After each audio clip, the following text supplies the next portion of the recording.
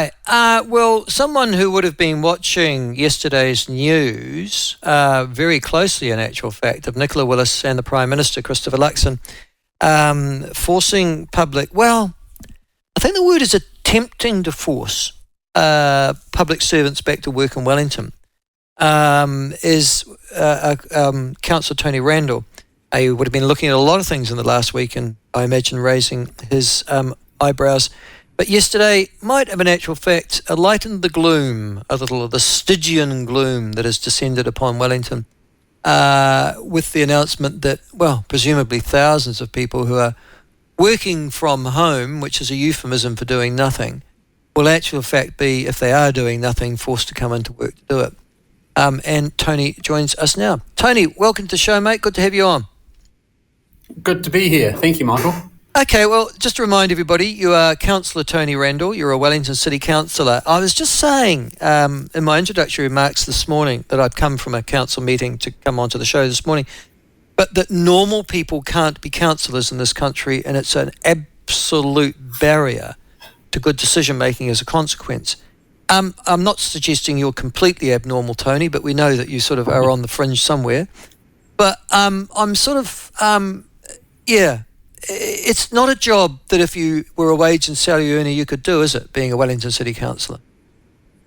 No. Well, certainly not for Wellington City. It's pretty well nearly a full-time job, probably maybe a 30-hour-a-week job, at least a minimum, if you're going to do your constituency work as well as keep up with all the decisions that you're making as a councillor.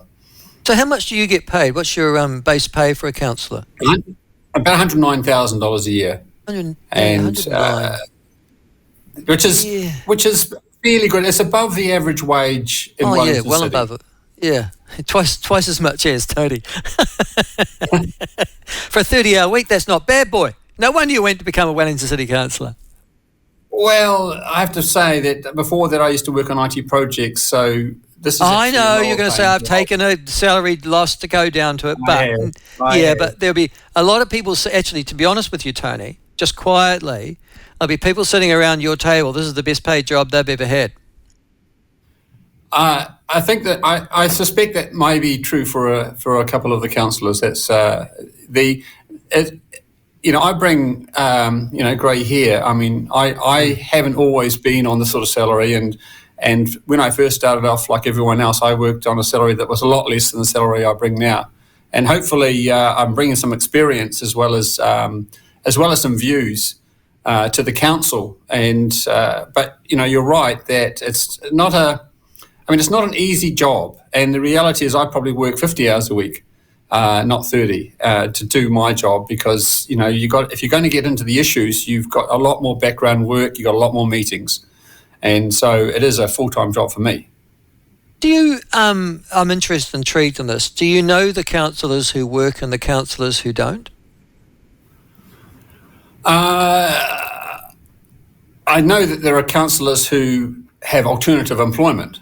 No, what I mean by that, what I meant, Tony, was the councillors who take their job obviously as seriously as you. I know you as an individual, so I went to university with Tony, and I know that he is a very, very conscientious individual, and you would take your job seriously, so you'd read all your papers and stuff like that. You have councillors who don't read the papers and just turn up? Yes. Yeah, sometimes, and it becomes a bit obvious when they're doing... I think most of the councillors do take it seriously. We've got 15 councillors, and I'd say a majority take it pretty seriously. But you got to wonder at the lack of questions on very important issues. Who you're looking around and seeing who isn't asking questions. Who doesn't have issues with what's being proposed when we've got things like, we want another $140 million to finish the town hall upgrade, or we spend, this council spends close on $1 billion a year. It's a big business. It's one of the biggest businesses in Wellington. And the councils are often the biggest business in lots of places. So yes, they are. It's a serious business. And of course, the other side of it is if we don't do our job properly, then we end up with bad infrastructure, leaks, And of course, you'd argue that Wellington's already been there, and that's probably an indictment of some of the decisions of the previous councils. But it's a serious business, and but it's not an easy job to do, and it's also not easy to get elected. There are some good people I know who ran even in the last election that I'd have loved to have been around the council table instead of the ones that got elected. But getting elected is a different job than actually being a councillor, and this is one of the problems. $109,000 a year, some people are saying, well, it's a lot of money. I guess it's more actually than the average public sector salary now that I think about it in Wellington as well.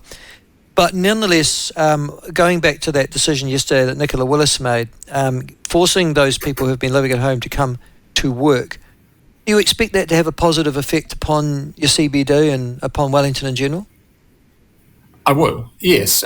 It's very apparent that a lot of people are, as I talked about last time, about the twats, the people who are only working Tuesdays, Wednesdays and Thursdays. And that's having a very big impact on the city. And I'm sure that there are plenty of people who don't come in at all. A lot of businesses have become very flexible over COVID, and that flexibility hasn't been tightened up on, even though, because people want to be, good employers.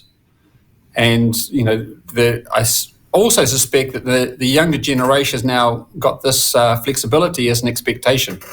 My generation, we were salarymen, and we used to come in and be in the office 5 days a week, and that was just part of the job. Yeah.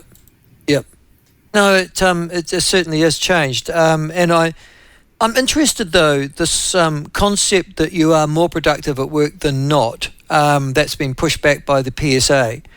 If that was the case, Tony, that people weren't productive at work, would work even exist?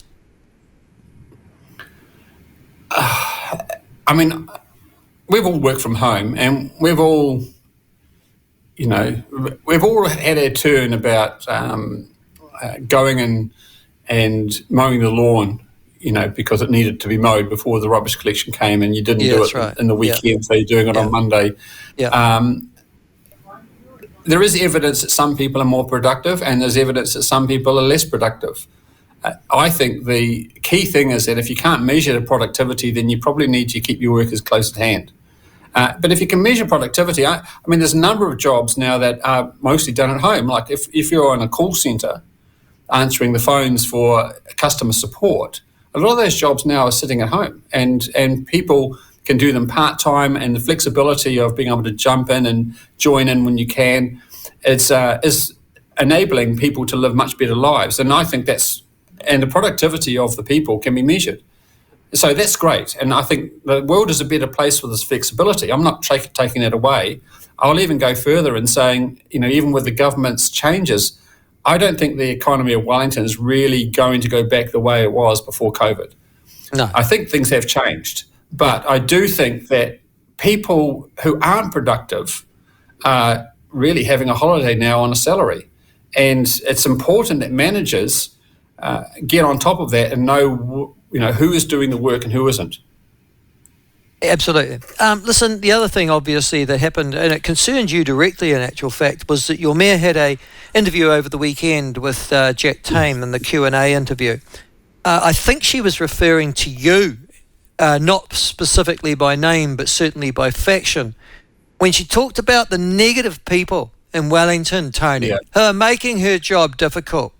And I'm pretty sure that Councillor Tony Randle was at the top of that list, or pretty close to it. Did you draw that assumption as well? I did. That's why I've got my little badge. I'm starting to read. I'm fully political riffraff. Oh, I see. Yes.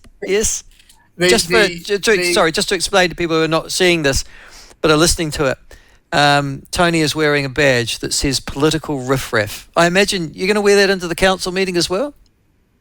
I thought about it, but we'll see. But I certainly don't think it helps, the mayor deliver on her platform to unify, to call people riffraff and to say that we're disingenuous about the city. In fact, I'd go a bit further in saying I don't think there would, she's gotten into political hot water again by claiming that, she was feeling the pain, that's why she had to sell. She's feeling the economic pain that Wellington's in. That's why she had to sell her car to sort of pay the bills. Now, that's turned out to be itself a very disingenuous statement, and this is why she's been rightly pilloried. She could have said, I'm doing well, and I recognise on $109,000, I'm not feeling the pain that a lot of the people in the city are feeling. But I talk to people every day, and I go to people and say, if you're in pain, tell me. And that's what she should have done. And she could have done it, but no, she really She sort of chose personalise to, it. Yeah, she was to trying personalise it and unfortunately make it about herself. Yeah, that's right. And again, we've got another story, and this is a problem I have, that's not about our city's problems, but about Tory Whanau. That's not good.